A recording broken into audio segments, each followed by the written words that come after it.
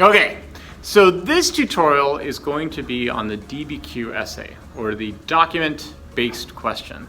Now, believe it or not, the DBQ is considered by students to be their most loved essay. Okay, it's going a little bit too far. Let me explain what I mean by that. At the beginning of the year, most students see the DBQ as this mystery kind of essay. How are you supposed to do all the things you were asked to do? But what you're going to find is that by the end of the year, out of all the essays you have to do, this is the one you're going to like the most. Here's why. Most students will tell you that because they give you documents, that's what DBQ means, a document-based question, you're going to get 7 documents. Those 7 documents help you to write the essay. Unlike the long essay, you're not going in blank. They're actually giving you information. That's why most students tend to like the DBQ overall, amongst all the things that you have to do. Now here's the other good news about this. If you survive the long essay tutorial, then you're going to repeat a lot of these skills again with the DBQ. Contextualization, thesis, counter thesis, all of this is exactly the same in the DBQ. The big difference is now we have to analyze documents. So we just need to learn how to put that layer, or really layers, of analyzing documents into our essay skills. Once you have that, trust me, you're going to have the DBQ down.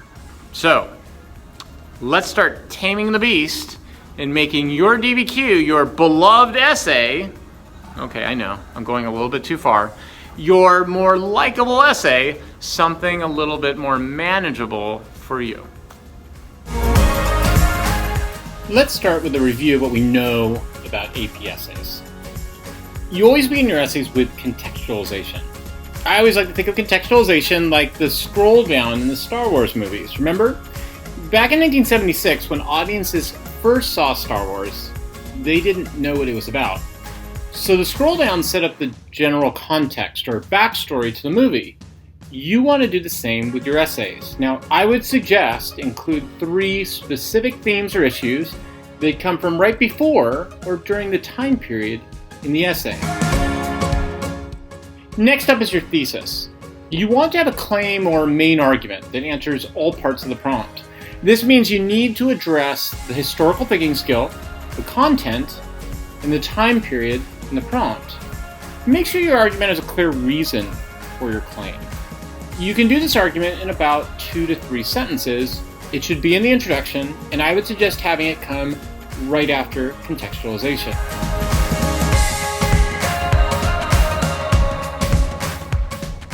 Okay, next up you're going to try and provide what's called a counter thesis. You want to have an argument that competes with your thesis argument. And you want to show how your thesis is still overall a better argument for the prompt.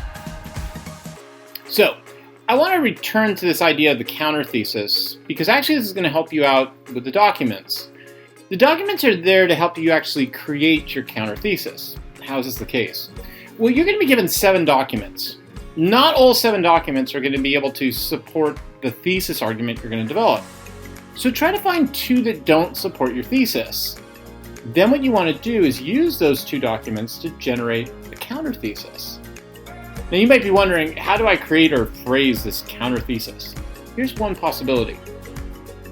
Start with a phrase that triggers a competing point of view, like, another way of looking at this issue would be. Then provide the analysis of your 2 documents as your evidence. Finish by going back to your thesis and stating why your thesis is correct. Now, here's the great part about this. You don't need to say, my thesis is 100% correct. Instead, use a great transition word that weighs or compares your thesis to counter thesis. You can say, overall, my thesis is still more correct because. Okay, so now we have our contextualization, thesis, and counter thesis. Here's where we hit the difference in the DBQ essay. We have to use the documents. Now I want you to think about this process in the metaphor of layers. We're going to provide the following layers for each document. Layer number 1. We need to paraphrase the main point of the document. Layer number 2. We need to place that document in relationship to our argument. Layer number 3. We need to place the document in its historical context. Layer number 4. we need to analyze the purpose, point of view, or audience of the document. Last up, layer number 5, we want to provide a specific concrete example from the time period that further explains the document. So let's take a look at an example. We're going to use the DBQ from this last year, 2019. The question was, or the prompt was, evaluate the extent to which the Portuguese transformed maritime trade in the Indian Ocean in the 16th century. So we're going to use document 1 from this particular DBQ as our example. Here's a quick summary that would be good and specific. Document 1 expresses concern about the Portuguese and a desire for suspicion. Notice that this is just a summary of what the document is saying. So now we want to go beyond that. So now we say document 1 expresses concern about the Portuguese and a desire for suspicion. The document was written when Portuguese explorers had created more control over India through trade. Notice this is a specific historical situation in which we've given context to the document. Remember, as I said, we want to go further than that and analyze each document. So here's how you would do that. Document 1 expresses concern about the Portuguese and a desire for suspicion. There's the paraphrasing. The document was written when Portuguese explorers had created more control over India through trade. There we have historical situation. The document was written by Muslim merchants who feared Portuguese rivalry. Here what we have is a clear point of view, an analysis of the document. Now that's a lot of work that we're doing for the DBQ essay. So how often do we have to do this? Well, according to the rubric, we should aim to, number 1, show an understanding of at least 6 of the documents. This is this part where we paraphrase the documents. Number 2, analyze at least 3 of the documents. This is where we're going to do the point of view, purpose, or audience. Number 3, provide some concrete further example of the time period somewhere in the essay. I would suggest that you actually aim for the following though. First of all, use all 7 of the documents, not just 6. This is possible with the counter thesis. Number 2, analyze all of the documents because this is going to allow you to use the documents for your argumentation. Number 3, provide at least 1 concrete example in each paragraph. This gets us to the final point about aiming for complexity in your essay, or what's called the complex reasoning point. Now, unfortunately, a lot of people have gotten to the habit of calling this point the unicorn point. Why? It's kind of a strange name, right? The idea is it's so hard to get, it's like looking for unicorns.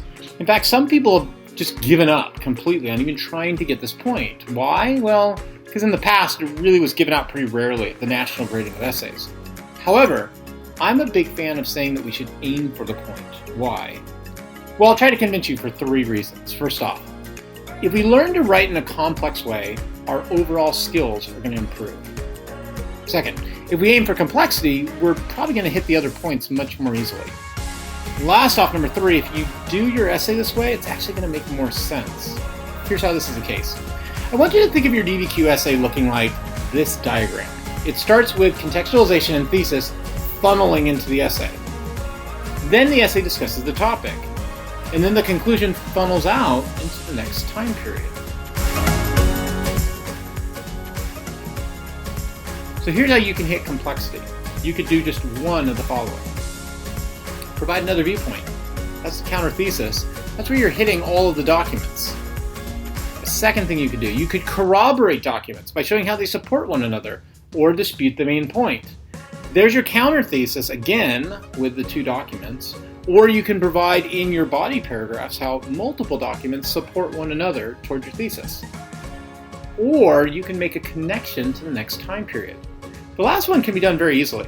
I would suggest the following formula.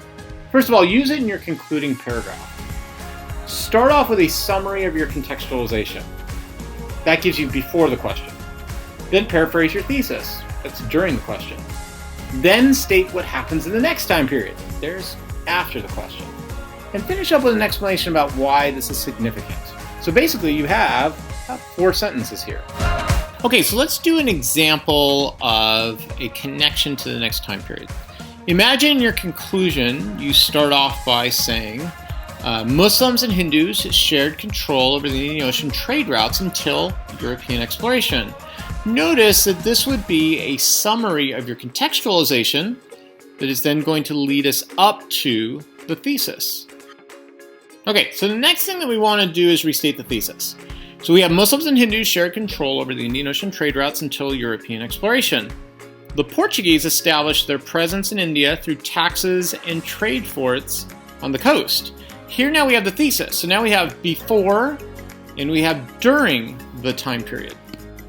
Okay, so now we need to have after the time period. Muslims and Hindus shared control over the Indian Ocean trade routes until European exploration. The Portuguese established their presence in India through taxes and trade forts on the coast. This increased European presence led to a more mercantilist economic relationship between India and Europe. So now we have the connection to the time period right after, and the connection is specific. So now let's state why this is significant. So remember, Muslims and Hindus shared control over the Indian Ocean trade routes until European exploration. That's before the time period. Portuguese established their presence in India through taxes and trade forts on the coast. There's our thesis in the time period. This increased European presence led to a more mercantilist economic relationship between India and Europe. There's after the time period our connection. And now, this was important because the Europeans began to change the leaders of trade in the Indian Ocean region. So now we've stated the significance for why we're making the connection to the next time period. Okay, so there it is. The DBQ is a beast of an essay. It has a lot of moving parts, but the parts are all very manageable. And this is because you are given documents to work with. Let the documents help you to strategize a historical argument for your essay, and then use your historical knowledge to fill in the context. When you have a plan for putting these elements in the different parts of the essay, you can really create a really complex argument. Thanks a lot. I hope this helps. I know the DBQ is tough, but if you follow out this plan, trust me, you're going to start writing some really excellent essays.